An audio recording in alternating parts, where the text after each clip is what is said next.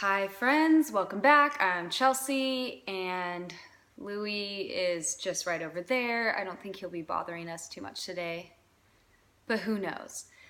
So today in this video, I'm gonna go over what it was like opening the records for several people. So when I started this whole going into the Akashic Records and sharing it on social media, I said this in the last video, but I opened the records for the first time for someone else, my friend Emily Mearns, and she was just really sweet. She went on social media without me asking her to and shared her experience, and so I in turn shared her story to my story because that's how technology works these days. Oh my God. And I just got this ping, this pull, this guidance to just ask if anyone wants a free reading, like slide into my DMs or whatever. And I literally didn't think anyone. I thought maybe I'd get one person that would be like, yeah, do me, like do a reading. And so I got so many people. I had to be like, okay, no more people, please, like, I'm sorry, but please stop direct messaging me because I just had an overwhelm of people, strangers and friends, contact me to get a free Akashic record reading. So I ended up choosing 5 people.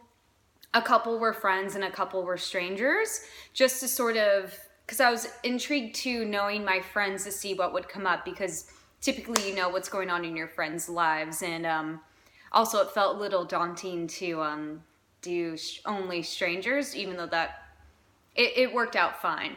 So I had those 5 people. I set up the sessions with them. These were going to be completely free Akashic record readings. Louis, come here.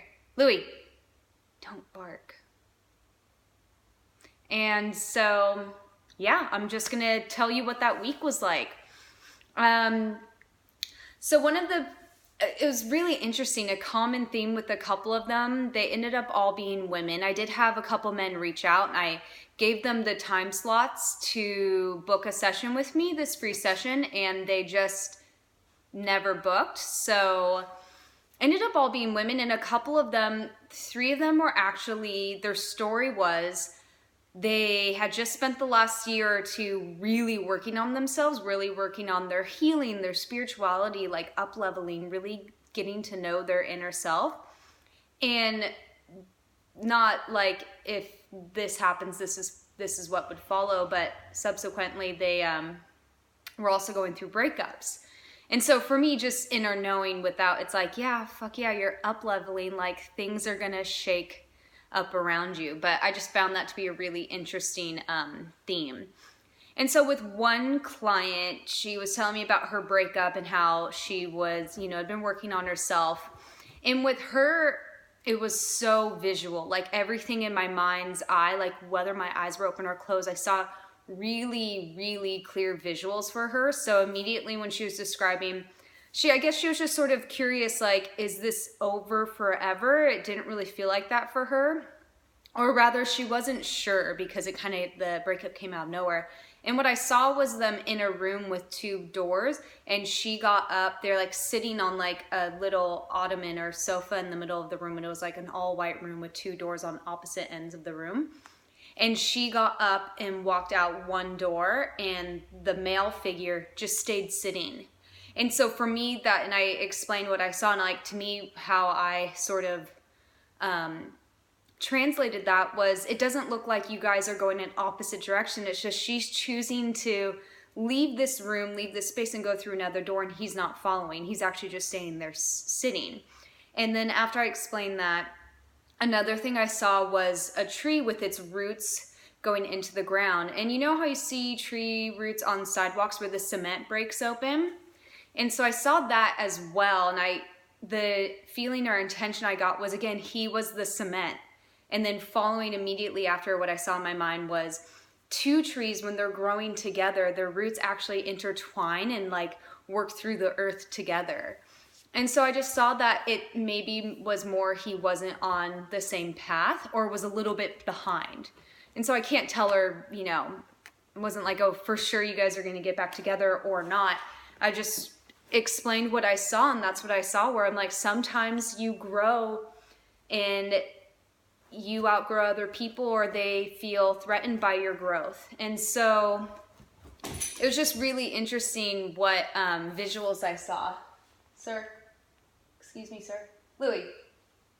And with another client too, so moving on to someone else, I like, sometimes it's hard to trust what you hear or what you see, and I just got this message was, use your throat or your voice to heal your womb. And immediately, and for me, just being a woman, like, I kind of feel like all women can do womb work, so I was just sort of like, yeah, whatever. And she ended up, that really resonated with her. She had actually been having trouble, excuse me, Louie got a squeaker. Hi, bud.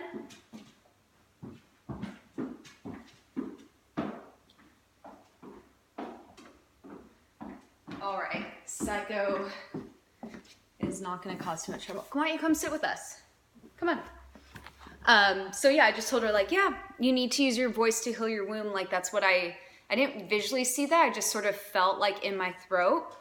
And then I just saw the word womb. And so I told her, she really resonated with that. I mean, that was something really close and personal with her. And let's see. With a couple people, it was harder to read. I just didn't really get anything. But my sort of feeling around that was they weren't asking the right questions. And what I mean by that is it's almost like certain questions you want the answers to, but you have prerequisite work to do before that. And so you're kind of like, I want to like know why I'm not making X amount of money, or I'm not living in my, like, living my best life doing this career or what have you. And it's sort of like, yeah, you can ask questions about that, but why don't we deal with this emotional block first, which actually might be blocking you. So that was something I noticed where I'm like, these aren't the right questions, but I don't know what the right questions are. Like, I could feel that intention, and I could just even tell where I wasn't really getting any answers. And I was getting like little fireworks of like, ask this, but I wasn't trusting that. So mind you, this was like the first time of me working with other people. And, you know, when I do readings on myself, it's simpler, it's easier. You know, things pop up where I'm like, I don't want to deal with that, but I know I need to. And it'll be an image or a word of something that I know triggers me. So I know I'm like, I don't want to deal with that right now, but I know I'll need to eventually. Where when it's someone else and something like that happens, I'm like, does this mean anything? It's like a unicorn could pop up, and that can mean everything to them. And to me, I'm like, well, my mind's just being a fucking weirdo and thinking about unicorns in this session. And so that's what I kind of learned, where if we are at those crossroads with clients, and you just need to kind of rephrase their questions. And so I'm still learning how to do that, you know. And then one client too is so interesting. Like, immediately as I started opening her records, like saying the pathway prayer, I felt like this weight on my body. It felt almost like when you're at the dentist, and I've said this before, but when they put the x-ray like dress on you, and I felt it the whole time. So at the end of her session, and I started feeling really tired and sleepy, not like in a negative way, just I was like, whoa, like my eyes felt heavy, my body felt heavy. And so at the end of her session, when I closed the records, I was like, oh, excuse me, I need to like get up and stand. Like, I just, you know, and she's like, yeah, I feel like she felt the same thing. Like when I told her, like, oh, I just felt like so much weight and heaviness. And she was like, whoa, I felt that too. Like, she explained she felt the exact same thing, like the weight on her chest and her just feeling so tired and sleepy. And even during our session, I could see she kept yawning. And so with that, I'm still working out. I might have needed to do a grounding meditation for both of us. And I might have taken on her energy with what we were discussing in her session. I think I just took too much of her energy on, or maybe our energies collided.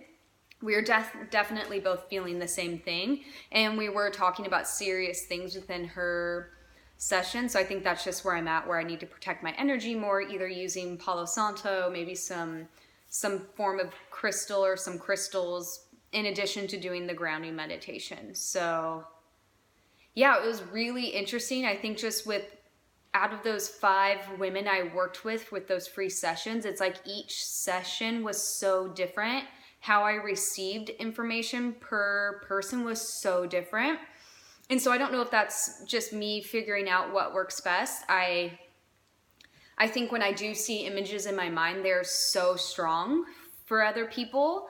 And but then it's just either one person I saw images really strong, one person I heard everything really loud and clear, the other person I saw but only words, not like story pictures, but just like the word womb, you know, and felt. So that just might be something where I have to kind of attune to what this individual, because I'm connecting with their subconscious, you know. When I open the records, when I open these individuals' Akashic records, I'm opening up their soul's sort of book of life. So I have to attune to their energy I don't have to do anything, but that's like the goal there, is to attune to their soul's energy so that I can channel the messages that their soul and their masters, teachers, and loved ones would like me to share with them.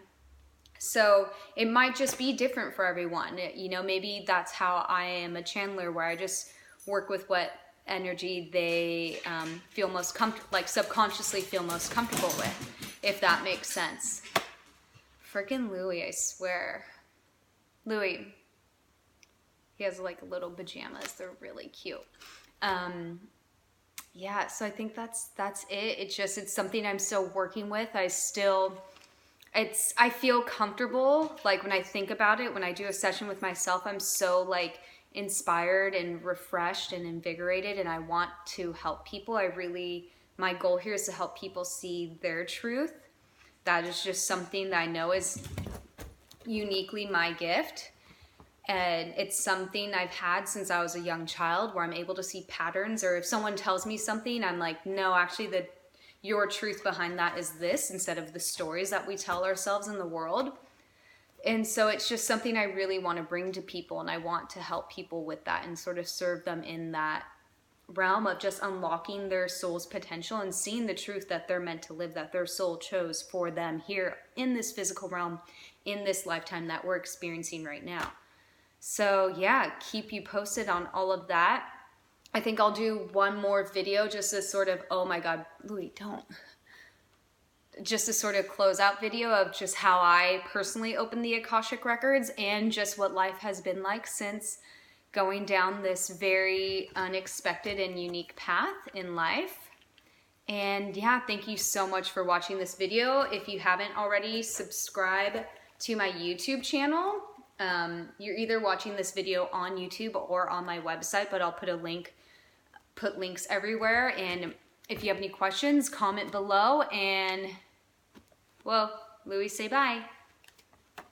All right, bye. Thanks, guys. Sorry for Louis being a nuisance. I like to do these videos without like having to re-record, just sort of have them be very raw and very real. So sorry I had to get up and move all his squeaky toys, but if you have a puppy, you know how life is. So all right, see you guys next time. Bye.